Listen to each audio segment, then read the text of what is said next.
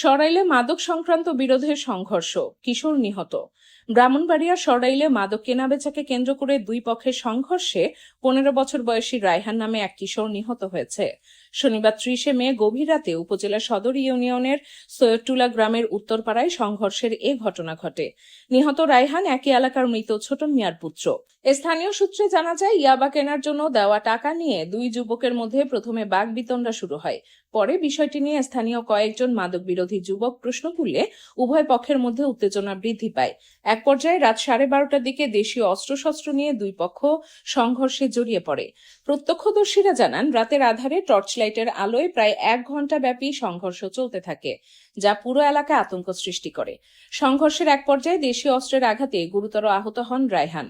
পরে তাকে সরাইল উপজেলা স্বাস্থ্য কমপ্লেক্সে নেওয়া হলে কর্তব্যরত চিকিৎসক তাকে মৃত ঘোষণা করেন।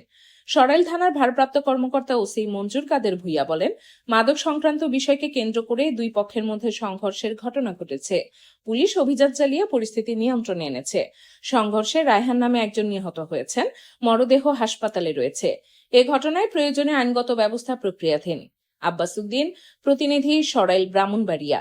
শারফিয়া আক্তার, চ্যানেল 7, ঢাকা।